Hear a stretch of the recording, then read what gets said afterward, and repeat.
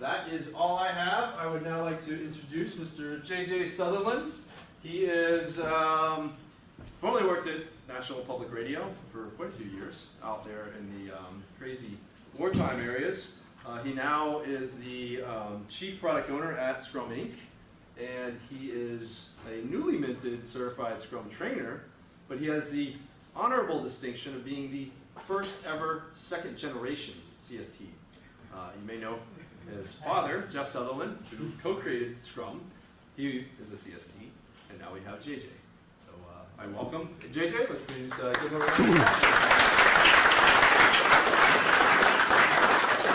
of applause. All right, yeah, I did that. Thanks, Brian, and thanks, Adam, as well. We do a lot of stuff with the Beck Group, and we're always very happy to do so. So tonight, I apologize in advance. This is a topic that I've been thinking about a lot. I'm writing a book on Agile leadership, and this is the first time I've put my sort of thoughts together in public. So it's the first iteration. I apologize ahead of time. And I apologize to that side of the room because I've been told to stay in this box.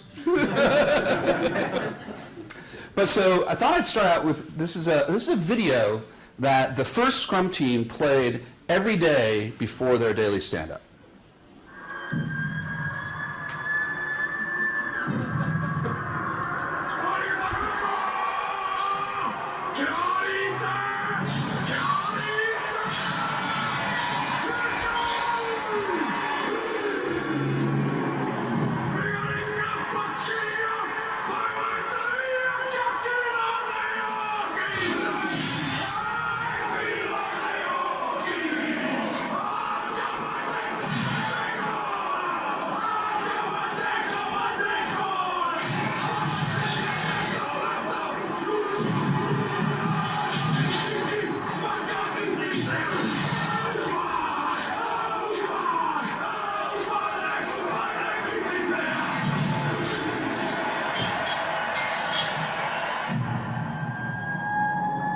So whose team feels like that after daily stand-up? But the point of that video and what they're trying to do was to really come together as a team, show that link arms, celebrate everyone's victory, have focus. But what I've been struggling with over the past, year or two is that I've worked with a lot of teams. And actually getting a team to do really good Scrum is not that hard. We can do it fairly quickly. But I've struggled with when you get to a larger organization. How does that happen? I see a lot of sort of where there's all this energy at the ground level among the engineering or among marketing or journalists or whatever group I'm working with. There's a huge amount, and then they sort of run up against a barrier. And that barrier is leadership. That barrier is their organization. So I've been trying to think about why that is. First of all, this is sort of more of a diagnosis, and also what can be done. And so I want to take you back a few years to 2006, when I was in Iraq most of that time. I spent about half my time between 2004 and 2011. I was about half my time in Iraq, half my time in the United States covering the Pentagon. So there were more than 100 attacks each day on American forces in Iraq in 2006, 2007. And so Baghdad, where I was a very loud place with car bombs going off dozens of times a day.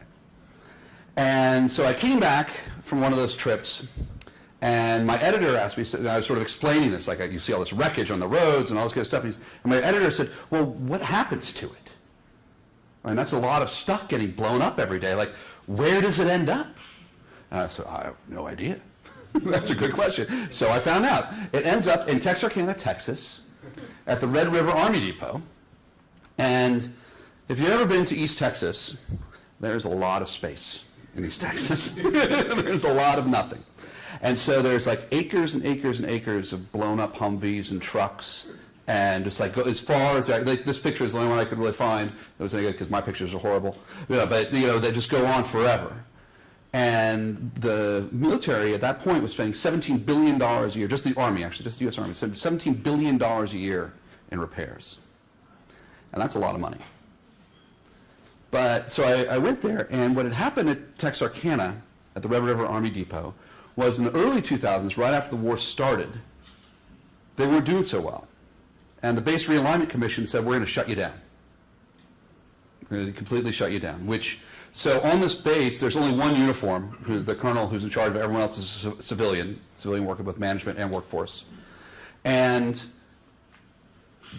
so what happened is this colonel, which a colleague of mine just interviewed a couple weeks ago, I'd been there and visited this, sort of told the story to him, and he said, well, I'm going to track this guy down. And so what this colonel did is he went to Ford and GM and Toyota and said, well, how do you guys run your manufacturing facilities?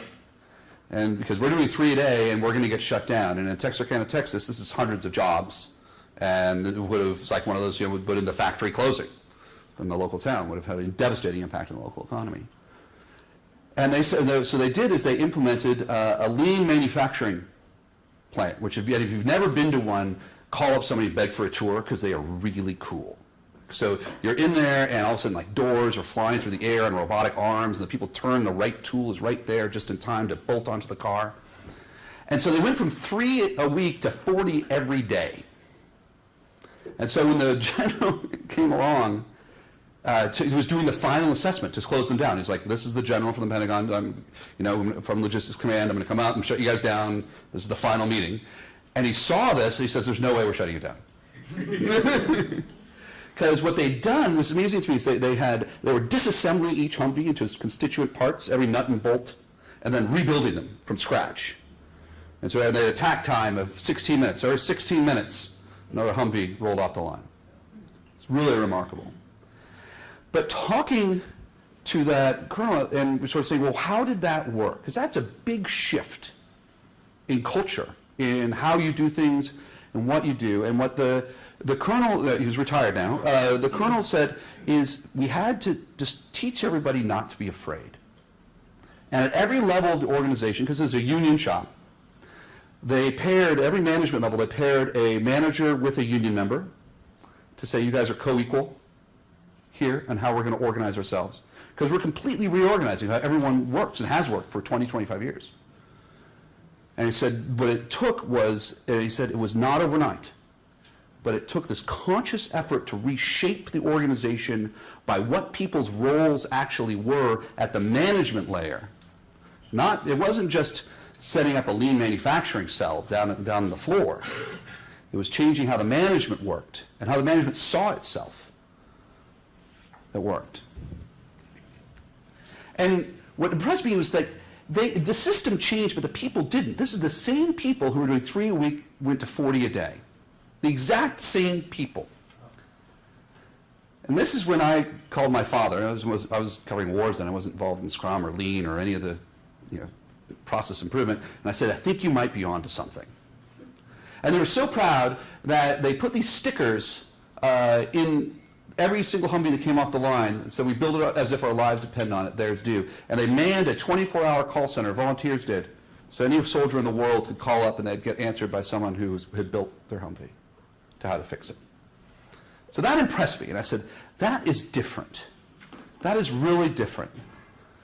But I'm not sure if anyone knows where the word Agile actually comes from. So Agile comes from this book, Agile Competitors in Virtual Organizations, that a guy named Mike Beadle took to Snowbird, Utah, when the Agile Manifesto was written back in 2001. And apparently they spent the first day arguing, all 17 people there, over what they're going to call it. And finally, at the end of the first day, before they wrote the manifesto on the second day, and then the first day they said, okay, we'll call it Agile. And what's interesting about this book is it's about hardware companies, about automotive suppliers, is that it talks about how Agile goes beyond lean manufacturing because it brings the customer into the design process, which is what these people were doing with software. But it requires major changes in organization, management, philosophy, and operations. And that's what it was in this book, that where Agile, the word Agile comes from, that we all do today. And so that to me, and when thinking over this, I've been working on this for about 18 months, a year, 18 months, thinking about this thing. I'm going to write my next book on this. So I've been talking to as many people as I can and reading and going to classes and just trying to sort of immerse myself in this. And it's sort of, it does require these changes, but people don't make the change. They don't.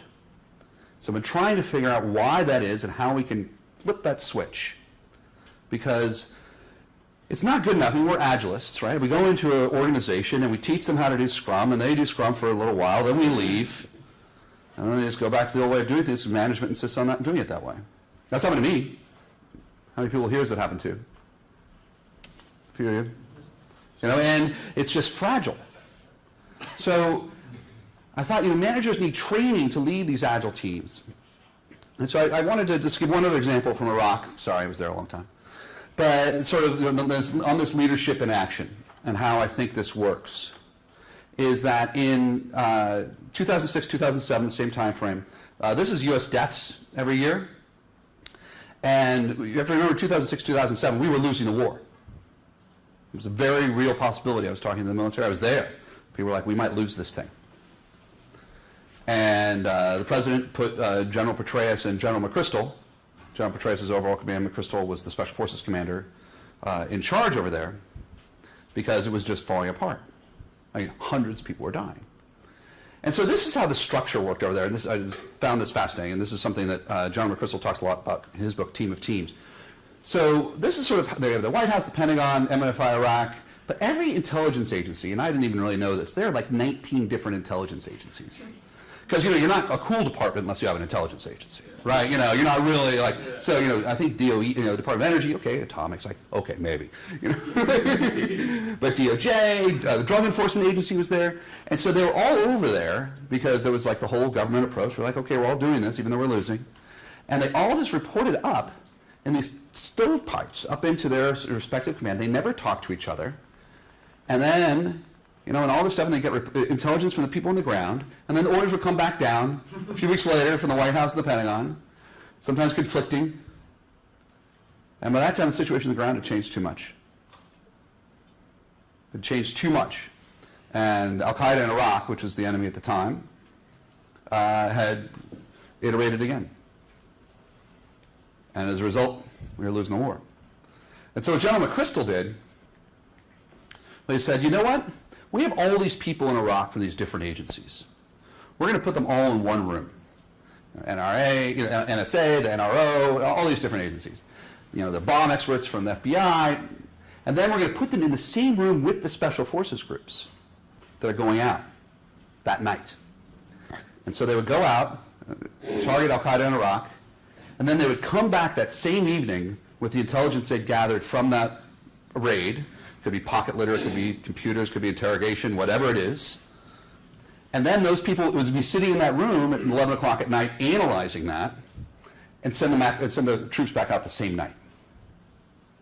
And what happened was remarkable. And there are other cool, there's a three-legged stool to counterinsurgency, which I won't bore you with, but this was really remarkable. And what happened was this. Al-Qaeda collapsed in the space of a few months. It was absolutely amazing. I've never seen anything like it. And when they did analysis after the fact, there's this Joint Forces Quarterly article, and they said, well, basically what had happened was every time there was a pass-off from one agency to another, it would cross a seam, and there was this organizational blink. And that's where the faults come in. We all know this, right? What happens in organizations when you're doing software development? You pass from one tube to another. What happens? Everything falls apart. And so Bob Woodward was over there, compared it to, as important an invention as the tank or the airplane. It was so dramatically different way of running war. General McChrystal called it collaborative warfare. So this is a result of the number of deaths, U.S. deaths every year. It was you can see 2007, 2008, just this collapse. And this is with more troops there fighting more often after the surge. And General McChrystal says what it took was actually sort of a total shift in how they were organized. Because he says the Army is sort of the upper top, is sort of a command and control. Okay, you have a colonel who has a bunch of lieutenant colonels who have majors and all sort of this very rigid hierarchy. And I said that, even the Army has moved away from that somewhat, right? And so they went to command of teams. So it'd have these very, functional, very, you talk to this, go to the Special Forces A teams. These are, very, very good teams, incredibly good at what they do. And they said, but that wasn't good enough. What they had to do was go to teams of teams. Oh, sorry.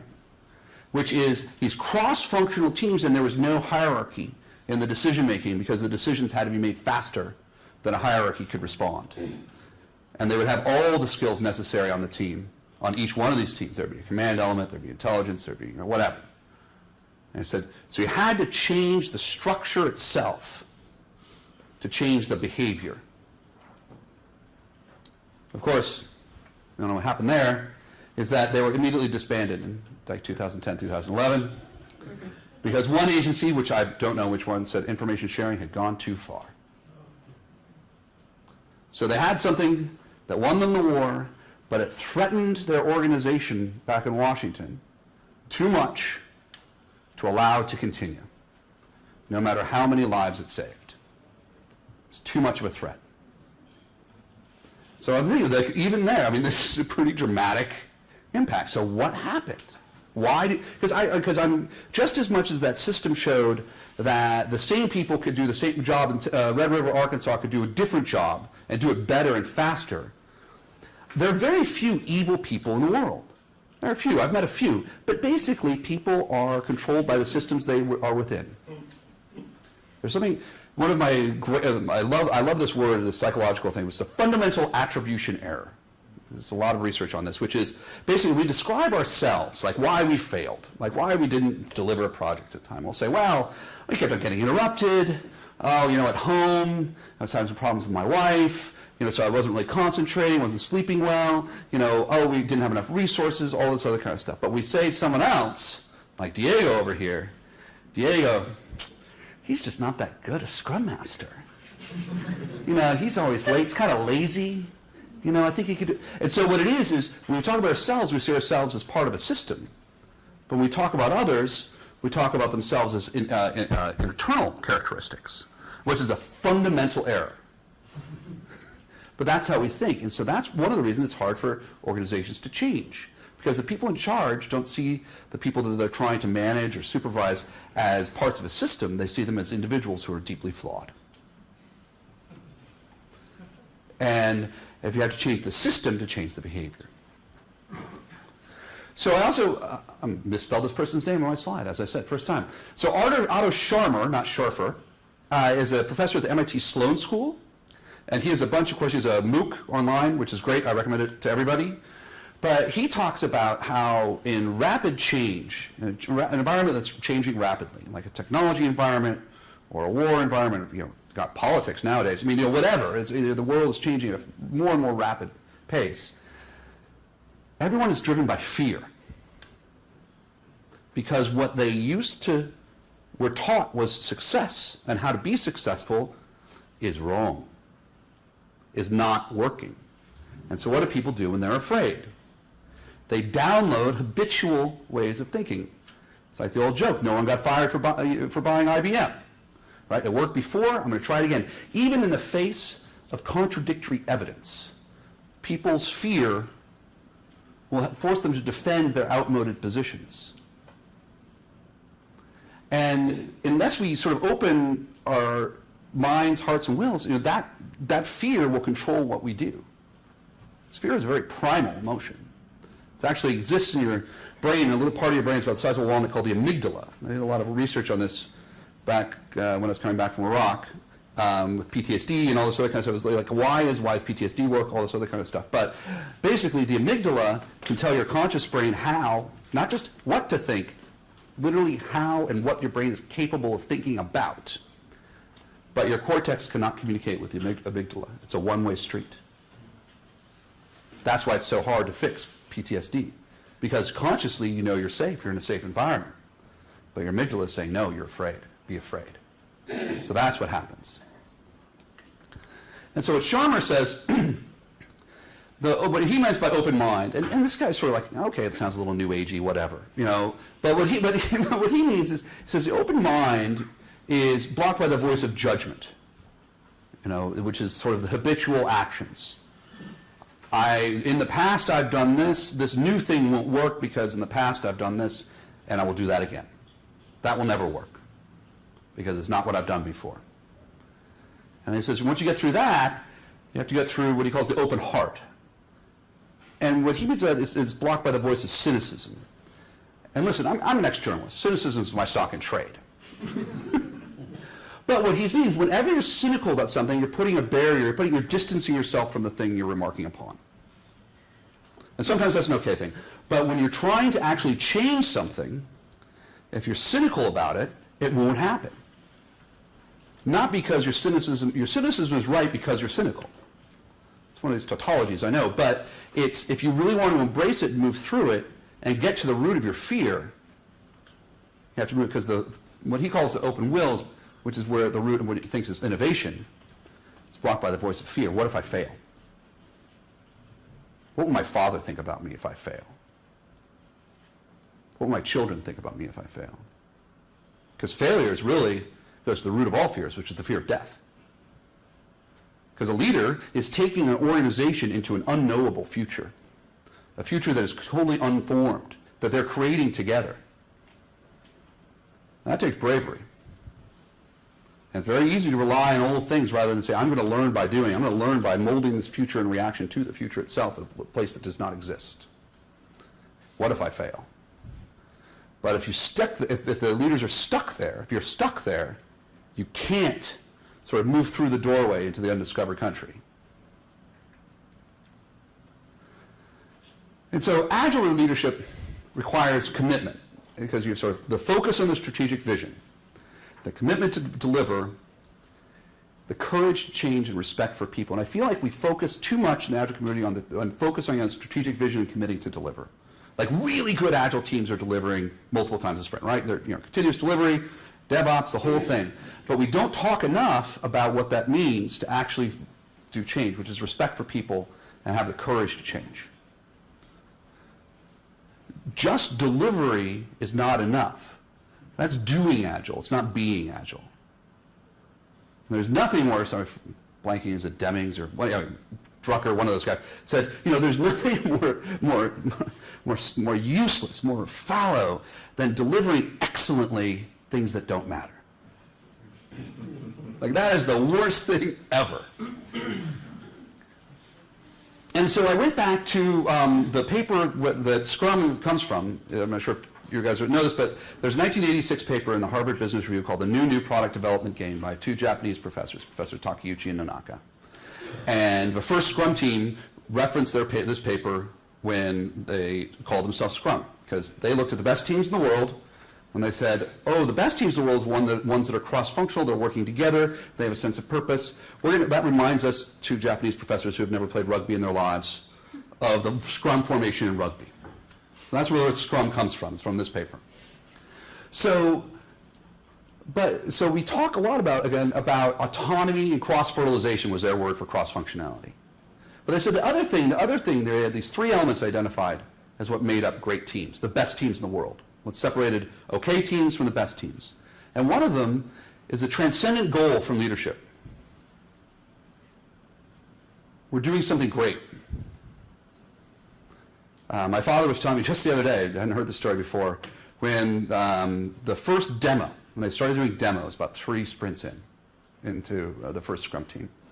And so they were demoing, and what my father did was invite a bunch of engineers. They're right outside of MIT in Kendall Square in Cambridge, Massachusetts. And they invited a bunch of sort of engineers from other companies to come demo, because they were developing the 4GL language. And so sort of they needed someone technical to sort of see what they were doing.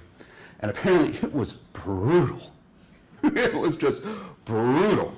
And they're like, why are you doing it that way? Why aren't you being like the guys at Borland? Why are you doing this? You guys are not doing the best engineering practices. Your code is messy. And he said, afterwards, the team just put their heads in their hands. They're like, we can't do another demo. There's just no way. This is just like demotivating. Why would we put ourselves through this again? And at that point, he said to the team, well, you have a choice. You can be just another software development team, or you can be a great team. And that's a choice. And it's up to you to make that decision. And everyone on that team, their lives have changed. That was the team that invented Scrum. I've talked to most of the people on that team since then. Their lives were fundamentally changed by being on that team, because they made that decision. And If anyone's interested sort of in human motivation, I recommend Dan Pink's book Drive, which is great, and there's references a bunch of papers if you're a literature nerd like me, you can actually go read them all. It's really interesting. But he says that basically there's extrinsic motivators, money, power, and status, right? And that's how we're taught and how companies operate. These are the only things that motivate people. But there are intrinsic motivators, which in some ways are almost even more powerful. I'm not saying money, power, status aren't real. They are very real, right? But just as important and sometimes more powerfully motivating are things like autonomy, mastery, and purpose. And that's what the research shows. And again, I just want to focus on what we talk about when we talk about Agile is we talk about autonomy and mastery a lot. Autonomous, self-organizing, self-managing teams. We talk about getting better, constantly, consistently improving, continuous improvement. We don't talk a lot about purpose. And the research is very clear that humans are purpose maximizers just as much as they're profit maximizers. We care. We want not to have our work mean nothing. We want to have our work have an impact, to mean something. We want that as people. And so I go around and I talk to a lot of different companies, and this is what I see over and over, and I said, these things have nothing to do with agility or Scrum, or I was like, you got to fix these, otherwise you're totally doomed. And the first one is prioritization. No one seems to be able to prioritize. I have no idea why. And I think it's, again, that system thing. And I'm still struggling with this one because everyone's like, I talk to them like, you're totally right. We should have a clear list to prioritize and a backlog, and everyone knows what the next priority is. We should totally do that. And you come back, and the next time you're there, it's like 10 more priorities. But didn't we talk about this? Didn't that be a better? Well, yes, but. Yes, but. That's the way the system works. That's the way the system is. It demands that. I can't change that myself.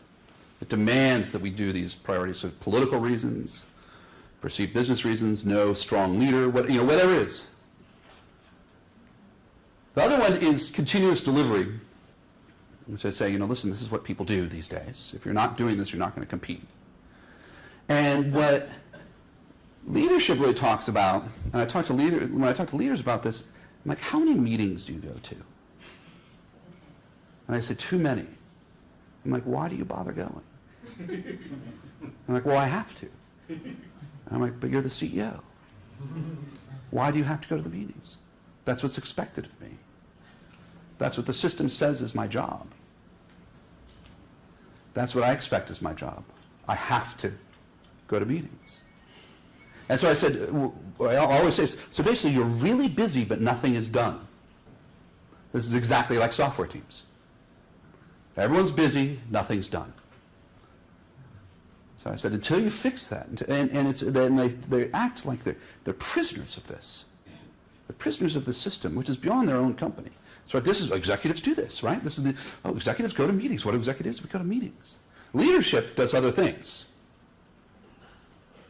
Leadership inspires people. Leadership gives their teams transcendent goals. Leadership makes sure their company actually is doing something important, rather than just making widgets and making some money. The third is, we call organization refactoring, which everyone's like, well, my reports, my staff, my segment, my whatever. Everyone says that.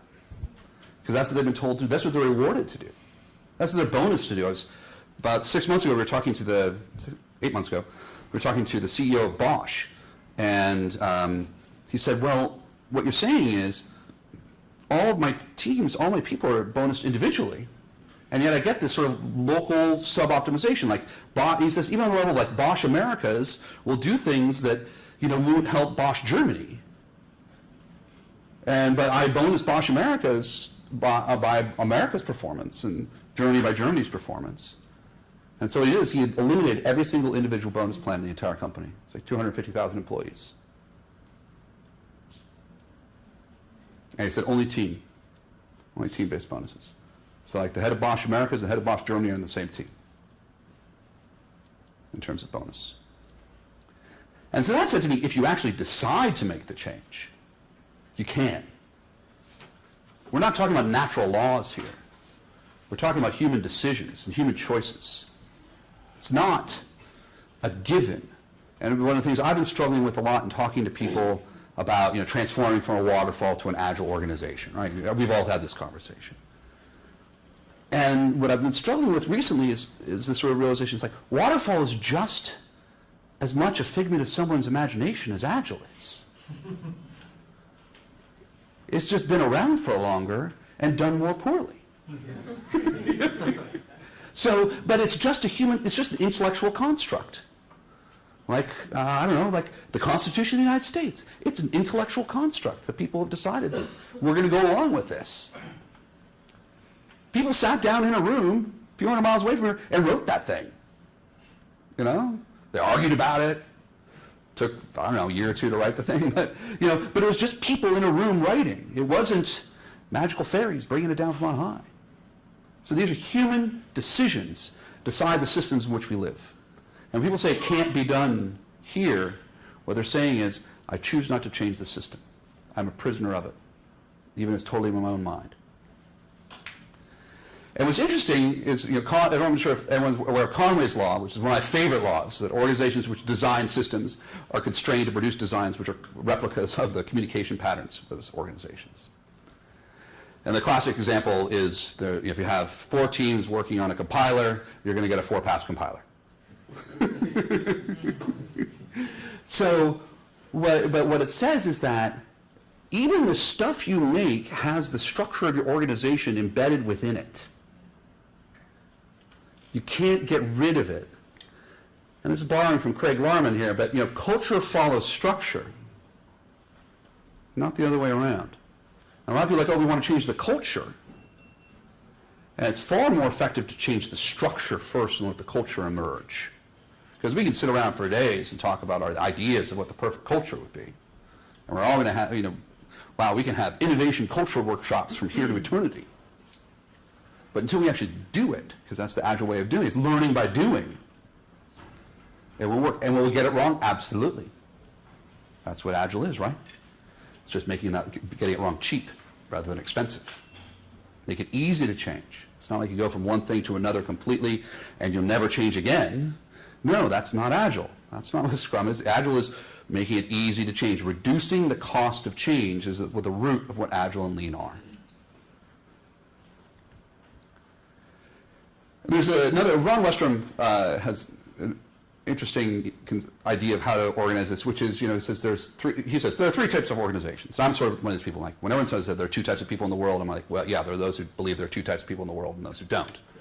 But, but he says, there are pathological organizations where people hoard information, and there's large amounts of fear and threat. People hate working there. I'm not sure if anyone's ever worked in these. I have. I've worked in a place like this. It's no fun. They look for scapegoats all the time. Something goes wrong. Who's going under the bus today? And then you go to this, like, a bureaucratic organization which is slightly more ethically evolved. Slightly. But everyone protects their turf. And they insist on rules. They're very hard and fast rules. And they seek justice. And listen, I have a 3-year-old. And it was a very clear definition of justice. And it's a natural human thing to do. I want... they did that, I want them to pay. They messed up, I want them to hurt for that. They should suffer. That's human. But you say what a generative organization does is it focuses on the mission, and instead of blame-seeking or looking for justice, it looks at the system. Why did the system produce that result? Not why did the individual mess up. Why did the system produce that result? And that's really important. And so as you can see, I'm looking at this from a bunch of different lenses, and everyone's coming up with the same answer. And so if you go back to Edwards Deming, whose work is how the Toyota production system came about, that was employed by MacArthur after World War II when they the occupation of Japan, and he trained the founder of Toyota, Sony, Honda, all those people, and all this kind of stuff. So this is where it all comes from. So he had a book in the 80s called Out of the Crisis. And he had like 14 points in that book, so I'm just going to do a couple of them. And he says, eliminate management by objective. Because one of his things is, how do you build in quality? And he kept on saying, you've got to remove inspection being the way you get it. And you've got to get people to do it right the first time. and motivate them to do that. He says, eliminate management by numbers and numerical goals. Instead, replace it with leadership. Because what you want to do in an organization is have people follow you because they want to. They want to build the best thing in the world. They want to build quality in the first time. They want to, because you're leading them somewhere. And these are some of the things that are going to have to change if that happens. I mean, you're going to have to change your reporting. You've got to measure production, not hours. Your recruiting strategy. You've got to hire for teams, not for individuals. You know, job descriptions, incentives plans, performance appraisals, all that kind of stuff. This will require a major change in management philosophy, which is exactly what it said in the Agile book. It requires major changes, not only in philosophy, but operations, how things are run. And this is from Deming's things, drive out fear. If your organization is run by fear, see that as a systemic failure. That means something is fundamentally wrong. And as we can see from the number of people wanting to hire people, if you're a Scrum Master, if you're working in an organization driven by fear, get a different job. Because you can't. You got a lot of opportunities out there. But because what fear does is, I mean, there's this classic quote, you know, from Frank Herbert's Dune, which, you know, fear is the mind killer. Fear is the little death that leads to total obliteration. I will let my fear wash over me, and I will turn my mind's eye inside and see the path of fear. Paraphrasing that. But you have to remove the fear, because I was saying you can't make good decisions if you're afraid. You literally can't think. You literally cannot even conceive of good decisions. The decision pathways in your brain are shut down. It happens with only 4 things I've been able to think of: fear, anger, lack of sleep, and lack of food. Sex. Those are the things that make people do stupid stuff. Right? That's why you do stupid stuff, because you're actually not using your thinking mind. And and the problem we're having right now, in this moment we're having right now, in our culture, in the world, is that it's rapidly changing in ways that we cannot understand. We do not know what's going to happen. We don't. Climate change, certainly. Political change, it's just sweeping the world in various different ways. I mean, the American political system, listen, I covered American politics for 10 years, and I totally predicted this election completely wrong the whole time, every single time. And so what's happening, though, is what Sharma was talking about, when things are changing rapidly, people get afraid. But I need to remember, you know, this quote is not Darwin, it's someone talking about Darwin. He was not the strongest species that survived, nor the most intelligent, but the most responsive to change. My daughter today was asking me about panda bears. So my teacher is telling her today in class, she's in 1st grade, my older daughter, that the panda bears don't have enough room. And I said, yeah, and you know what the problem is? Panda bears can only live in a very specific environment. And that environment changes, they're doomed. They're beautiful. They're beautiful animals, but they're not adaptable. And so if you're an organization that needs a specific environment to survive, you will die. That's just how it works. All right. Any questions? Happy to take them. So I have a question. Sure. So going back to Iraq and the two teams and then the blink, so what specifically was the difference? So the nodes had 4 times the connection or twice the amount of connections? But I mean, so what was happening was that, response time? so the Special Forces team will go out and get a bunch of stuff. They do a raid, right? Interrogate some guys, grab some computers, see what pocket litter, they called it, what papers were around, and bring it back, and they'd say, okay, handing it off to the CIA guys. And then they go back out to the next raid. It was on their list of raids. The CIA guys would do their analysis. Maybe they work with Treasury, the FBI, did the bomb fragment analysis. Then they'd send it back to Washington. So what was causing the change, though? So was it relative to like how Al-Qaeda was responding? Was Al-Qaeda more agile, and then because Well, we were losing. And basically, there were 2 guys, there was a group of people who were involved in counterinsurgency theory, And General Petraeus wrote a new field manual at the Fort Leavenworth in Kansas during this period, sort of like he was exiled in there because the older Burke and General McChrystal from SOCOM, they sort of redid it. And the reason they were able to redo it was because we were losing the war. And we have the President of the United States calling you and saying, cooperate, or I'm really going to need to find another director of the NSA. You start cooperating. Yeah. Yeah, and I heard McChrystal speak on this a couple months ago, Uh-huh. and he attributed the success to a daily stand-up. They had a daily global stand-up of every command in the world. And they exchanged information at that frequency so that there was no lag. The maximum time lag was something like 8 hours because of the front and the back of that stand-up information chain. And so that allowed them to respond at the same speed with which Al-Qaeda was responding. So it was tempo though. Hmm? They exceeded or met the tempo of Al-Qaeda. That's right. Right.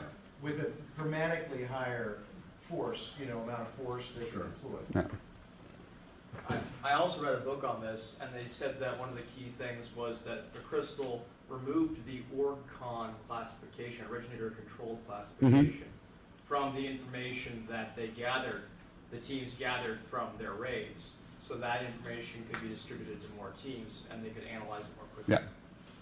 Transparency, but Yeah. all that kind of stuff. Yeah.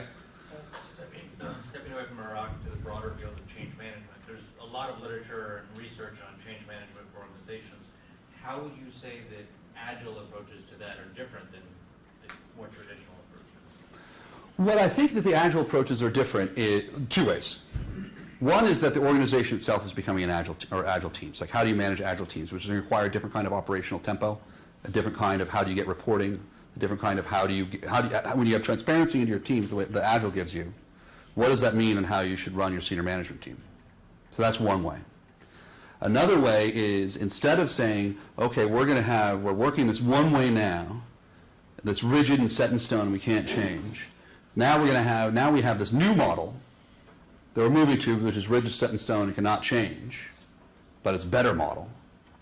The Agile idea is that you try out probably just a little bit of change at the time, and you iterate your way into a new organization, because you de-risk it. So if you change the whole organization from one way of doing things to another way of doing things, all the finances, all that kind of stuff overnight, you have huge risk. And so what the Agile way is doing a little bit at a time, constantly getting feedback and iterating on it. And so I would actually bet, I don't know, there's some companies that I've worked with that have changed pretty rapidly, some that have taken longer, that you can actually move faster than if you were going from one big thing to another big thing by doing little steps along the way. Does that answer your question? Yeah. What do you think about the combination Agile and DevOps? DevOps is an engineering practice. I think it's a great idea. Absolutely. But I don't see it as, I don't think it's as a separate thing from Agile. I don't think so either. I just Yeah. want to ask a question. Oh, sure. Yeah. I've read some articles recently about how to derive value from failures. And I see kind of what you're talking, or I agree with, you have to remove fear from organizations. So what do people fear? They fear failure. So do you have any thoughts or recommendations? Because I'm trying to think through ways of institutionalizing, processes or methodologies to, as an organization, look at when failures occur and try to understand and let people, create that safe environment, if you will, for people to talk about failures that they've encountered and share that knowledge, and the organization can learn to how to adapt. There are two ways. I mean, there's sort of the small sort of Agile team failures that you should be going on retrospectives, but those are sort of on a smaller thing. But if you have a big failure, you should do some sort of root cause analysis. There's a lot of books on the A3 process, which is a method of root cause analysis that Toyota uses, which I really like, and that sort of tries to remove a lot of the emotion from it. And they celebrate, okay, this went wrong, now we're going to delve into the system and figure out how it went wrong and fix it so it never goes wrong again. And then you celebrate the fact, wow, we were able to fix it forever, not just put a Band-Aid over it. That's one way of doing it. I know that's very brief, but I can add to that, actually, something that you could try, companies like Spotify are doing it, a lot of companies are doing it, share the wall fail. Yeah. Where you share, what something you try, it didn't go too well, But then, so you prevent your, your peers from Yeah. doing the same thing, right? Yeah, you say, wow, it's great. You discovered something that failed. Awesome. Let's make sure nobody does that.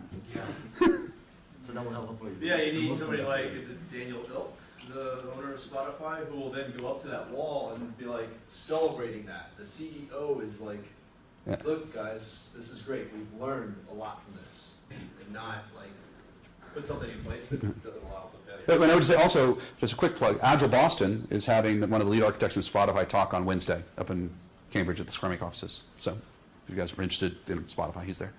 Yeah. Don't you think that Spotify, to a certain degree, is a problem? Because Spotify's never made any money. And having, at least not a documented problem. And so, in dealing with most leadership, accounting, finance moves down to traditional, Right.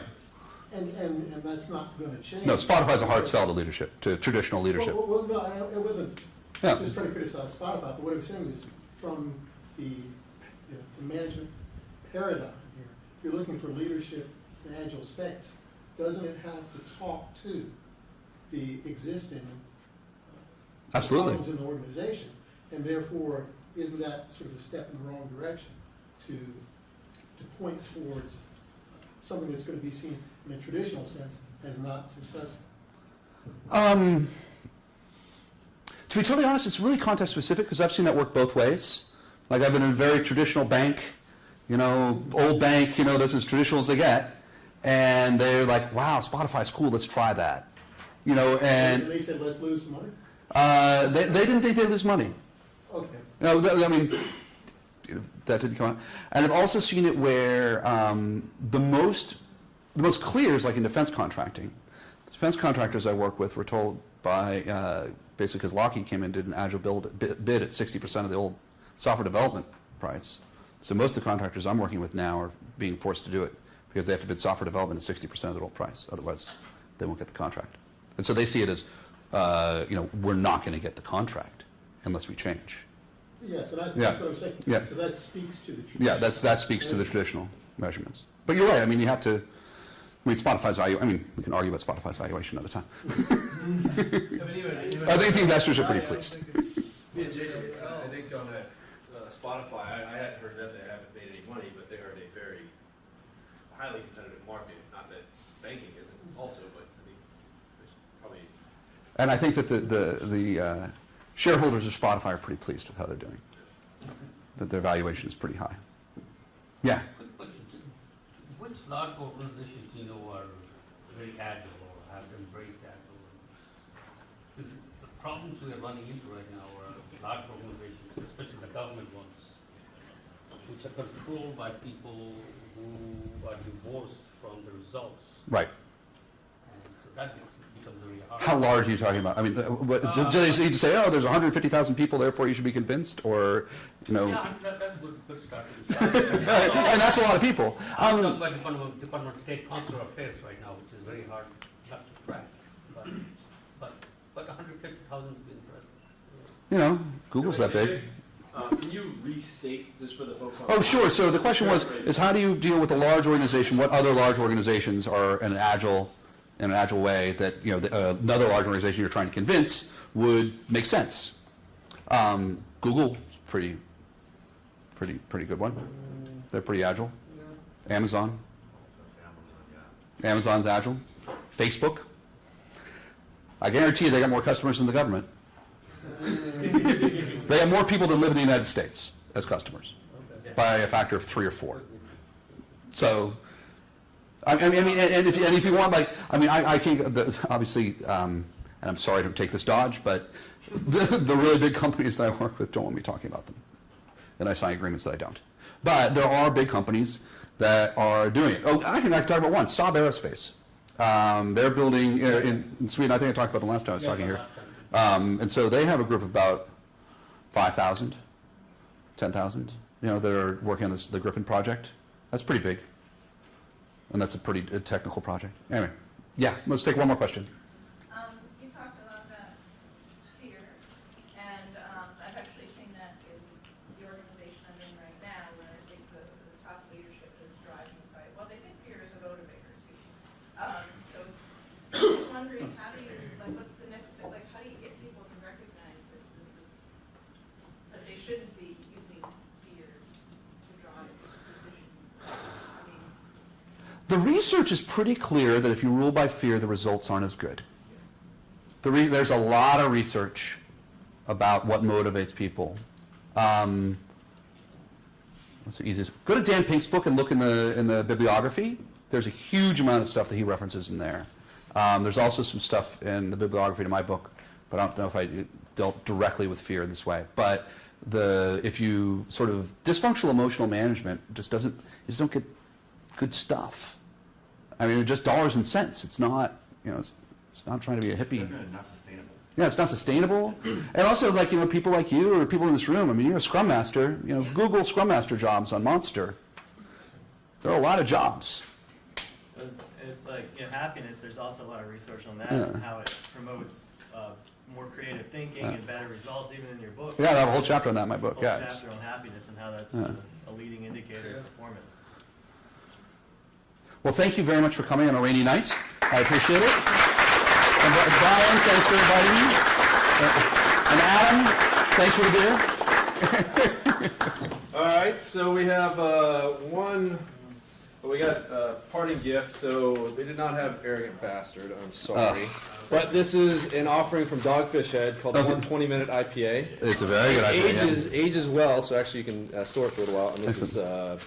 something that Oh, I can't remember who makes it. Lagunitas. Lagunitas. Good. So Thank you. JJ. Thank you so